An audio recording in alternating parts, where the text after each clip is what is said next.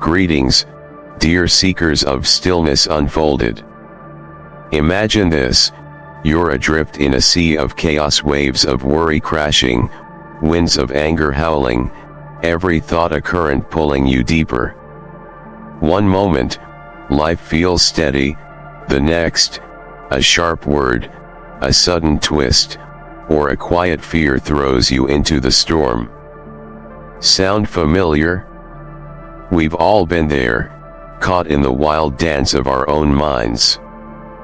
But here's the question that stops the tide: who's steering this ship, you, or the chaos within? On Stillness Unfolded, we're diving into Master Your Mind Before It Masters You, Buddhist Wisdom for Chaos. Through 5 timeless Buddhist practices, I'll share stories from my own tangled path and tools to tame the restless beast we all carry, our mind. The Buddha taught us, the mind is everything. What you think, you become. This isn't just philosophy, it's a call to take the reins. There's a hidden trap waiting to unravel your peace, and we'll find it together. This video is a treasure chest of insights, so sail with me to the end. Every wave reveals a gem. Ready to master your mind and still the storm? Let's set sail now. Part 1: Taming the Wild Mind.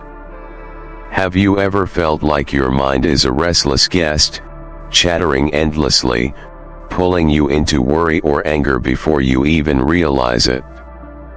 I've been there, sitting cross-legged on a worn cushion in my small room, a flickering candle casting shadows on the wall, determined to carve out a sliver of calm through meditation.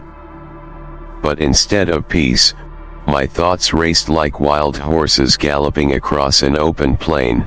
A petty argument with a friend looped in my head, words I wish I'd said replaying like a broken chant. Tomorrow's unfinished tasks tugged at my focus, each one a knot tightening in my chest. It was as if my mind had its own will, a stubborn current, and I was just a weary traveler dragged along its winding path. Buddhism paints a vivid picture for this chaos. An untrained mind is like a wild monkey, leaping from branch to branch, restless, impulsive, untamed. Left unchecked, it doesn't serve us, it rules us, igniting every flare of emotion, whispering every rash word we later wish we could unsay. But here's the gentle promise woven into this teaching: we can tame it. Picture a monk seated beneath a sprawling banyan tree in a bustling marketplace, dust swirling around his faded robes, voices clashing like cymbals in the air. A stranger stomps up, face twisted in scorn, and hurls insults: lazy fool, wasting your life. The monk doesn't flinch. His eyes, steady as a still pond reflecting the moon, meet the man's gaze. Quietly, he asks, if someone offers you a gift and you refuse it, who does it belong to? The man, caught off guard, mutters, the one who offered it. The monk smiles, a soft, knowing curve of the lips that seems to hold a lifetime of patience. Exactly. So why should I accept your anger? This isn't just a clever tale, it's a mirror held up to our lives. Our suffering doesn't bloom from the words thrown at us, the delays that test our patience, or the losses that carve hollows in our hearts. It grows from the seeds of how we choose to respond. I've felt this truth ripple through my own days. Years ago, I poured my heart into a project, a collection of reflections I dreamed would touch others, each page stitched with late nights and quiet hopes. A colleague, with a casual shrug, dismissed it as unoriginal. My pulse quickened, a hot flush of indignation surged, my mind roared, how dare they? But in that heartbeat, I paused. I drew a slow breath, feeling the air cool my chest like a breeze over a parched field. I asked myself, is this anger mine to carry, or am I just borrowing it from their words? That single question shifted the ground beneath me. Instead of snapping back, I let a smile break through a small, steady light and said, "Thank you for the feedback."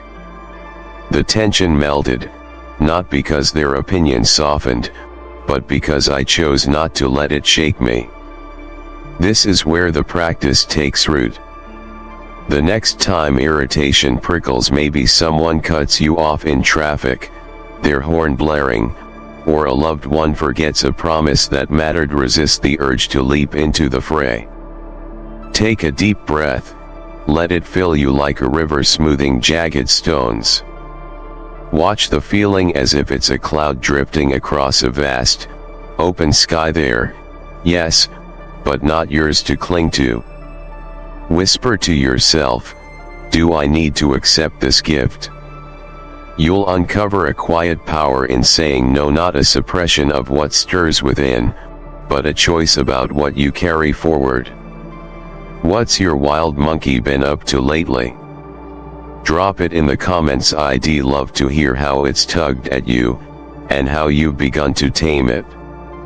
When we gentle the wildness of our mind, we don't just find peace, we become its living echo. Part 2.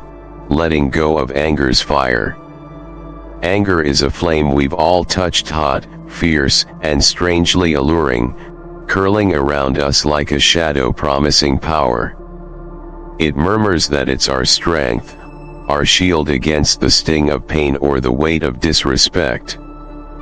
But Buddhism strips away this illusion with a humbling truth: anger doesn't mend what's broken, it only deepens the cracks, leaving us clutching shards of our own making. The Buddha likened it to grasping a burning coal to hurl at another. Yuri, the one left scarred, hands trembling from the heat you chose to cradle, the glow fading into regret. I witnessed this once in a small village temple where I spent a summer studying, the air thick with the scent of incense and earth. A young man burst through the wooden doors, his face flushed with rage, sweat beading on his brow like dew on a storm-tossed leaf. His neighbor had borrowed his farming tools, his lifeline in the fields, and returned them bent and useless, edges dulled beyond repair. His voice bounced off the cracked walls, a thunderclap of fury, as he poured out his grievance to the abbot. The old monk, his robes faded from years of simplicity, sat in silence, his hands resting lightly on his knees.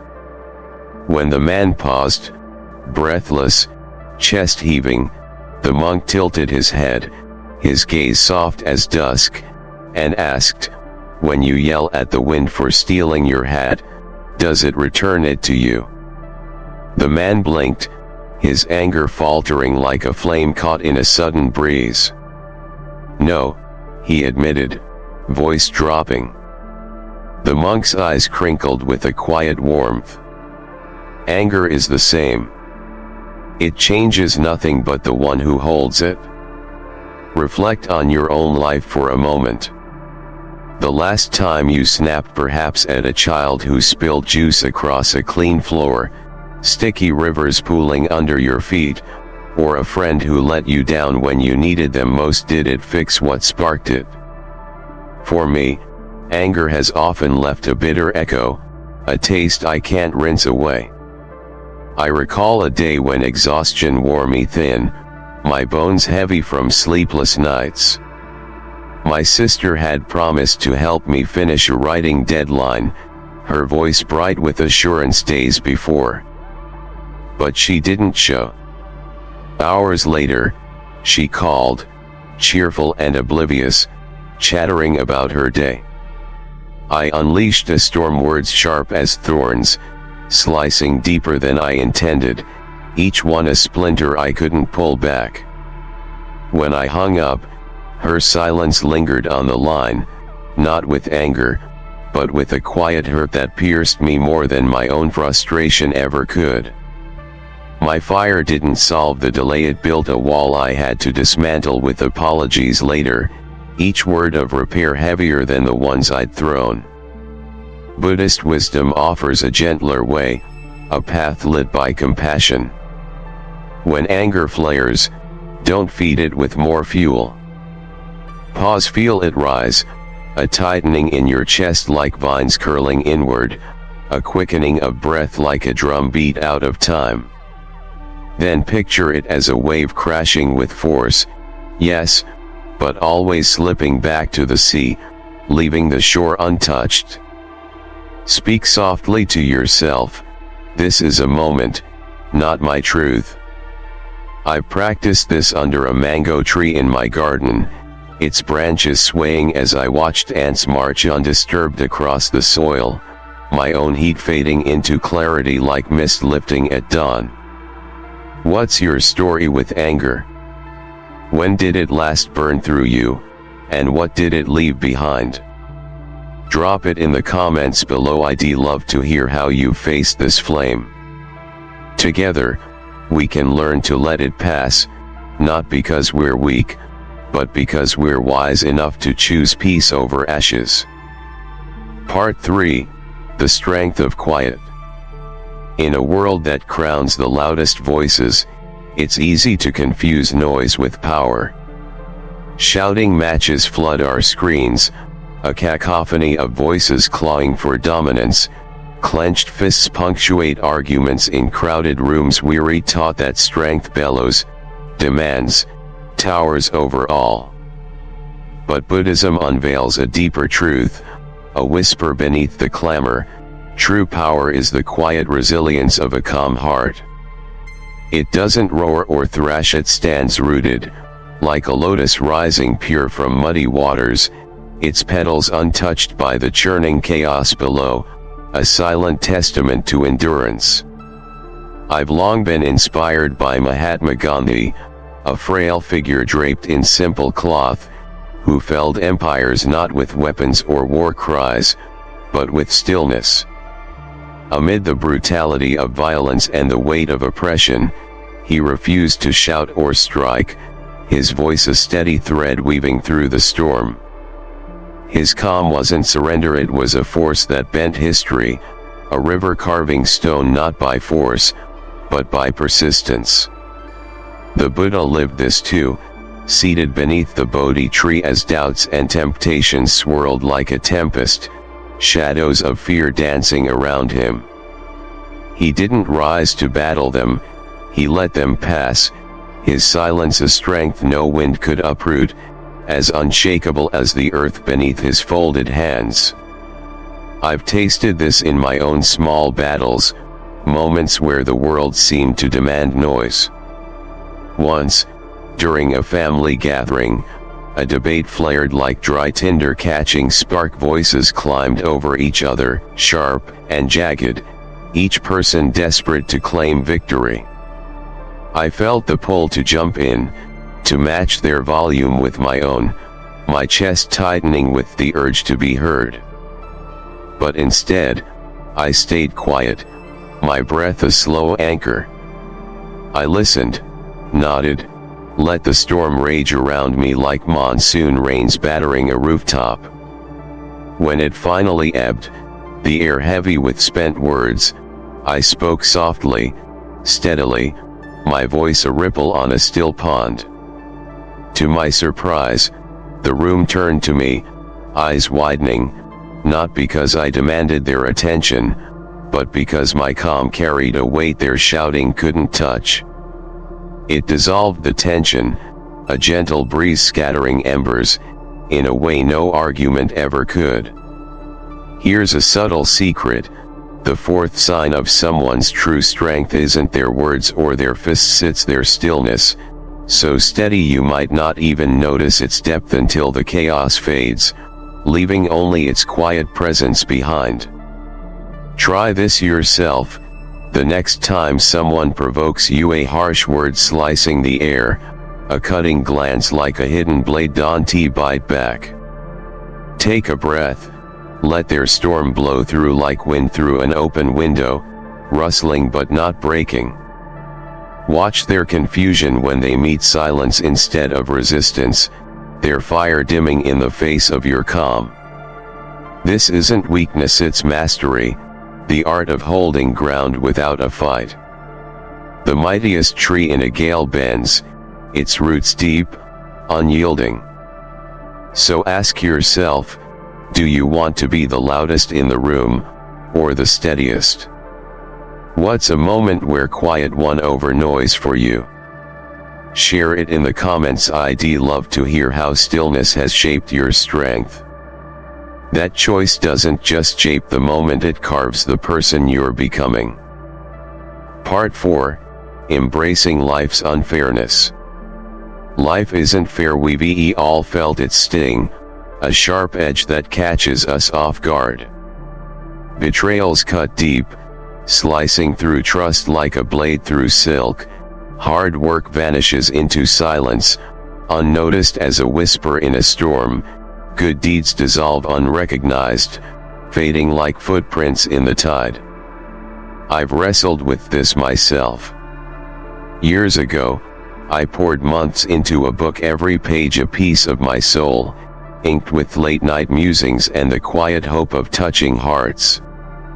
But when it was done, it sat gathering dust on a shelf, overshadowed by louder, flashier titles that danced in the spotlight. Resentment simmered, a slow burn in my chest. Why me? Why did my labor fade while others shone? But Buddhism offers a freeing shift, a gentle hand turning the lens. Fairness isn't the goal.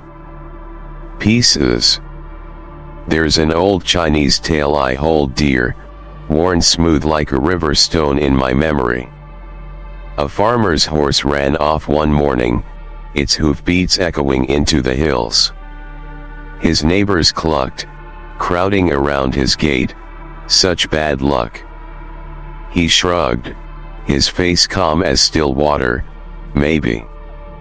Days later, the horse returned, leading a herd of wild ones, their manes tossing in the wind. What fortune, they exclaimed, clapping his shoulders. Maybe, he said, unchanged. His son broke a leg taming one, the crack of bones silencing the cheers. Oh, what misfortune, they sighed, shaking their heads. Again, maybe.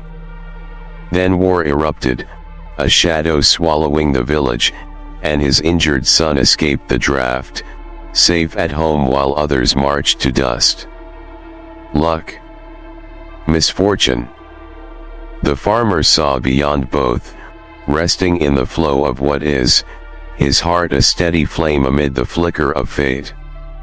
This echoes in my own story, a thread woven through my days. I once lost a friend to a misunderstanding, words twisted like vines in a storm, trust shattered into fragments I couldn't piece back. For months, I replayed it, bitter at the injustice, my mind a wheel spinning in mud. Why her? Why then? Why me? But one afternoon, sitting by a river, I watched the water glide past stones, untroubled, its surface catching the sun in fleeting glints.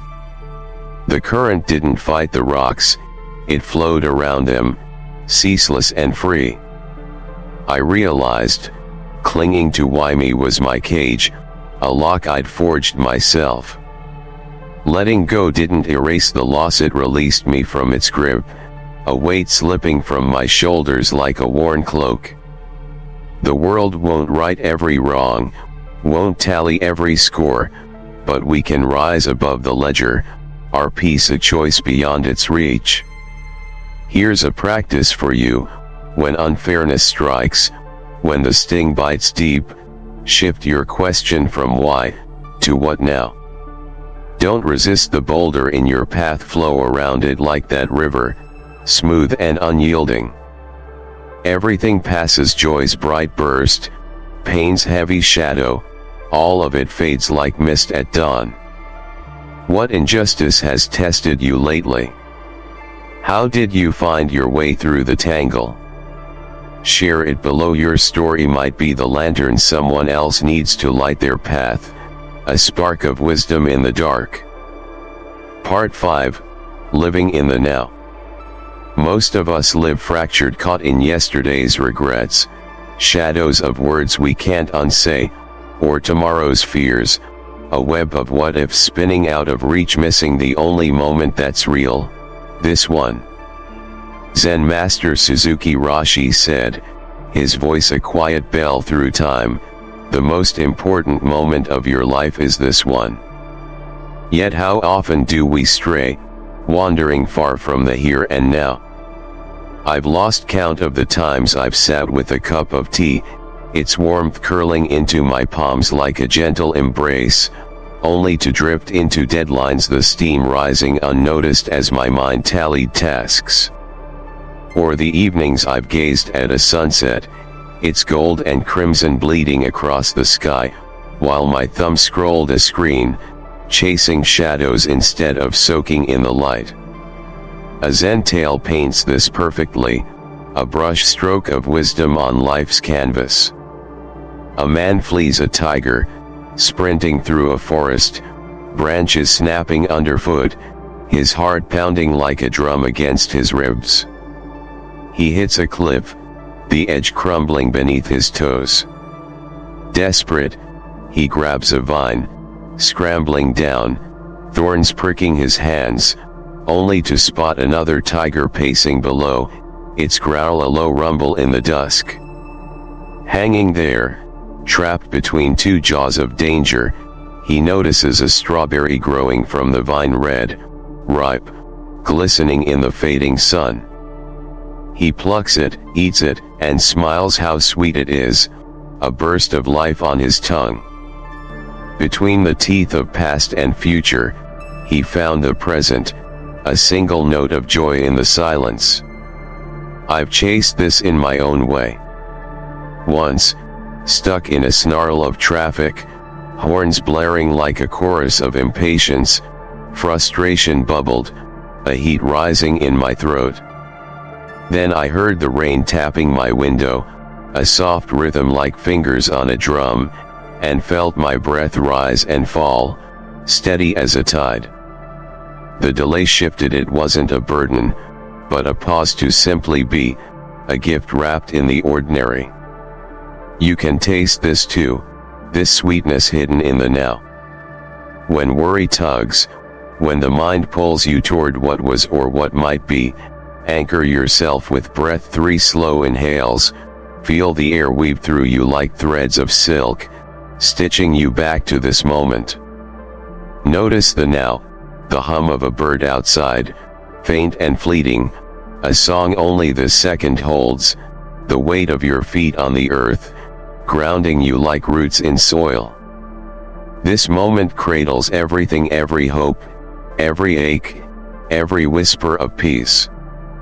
Don't postpone it, don't wait for a grand tomorrow to claim what's already here, waiting in the strawberry's sweetness, ripe for the taking. What pulls you from the present most? Regrets echo, tomorrow's shadow. Drop it in the comments below. Let's explore how we can all return to this one true moment together, stepping out of the fracture into the whole. Chaos will always stir, life's winds will howl, its waves will rise. But picture this, a monk stands atop a cliff, eyes calm as the tempest churns below, his mind a helm steady in the wildest seas. That's the power you can claim. You can't silence the world's roar, but you can master the chaos within. A wise voice once told me, your mind is a river untamed, guided with care, and it flows to peace. So, when the next storm brews, will you let it master you, or will you hold the helm?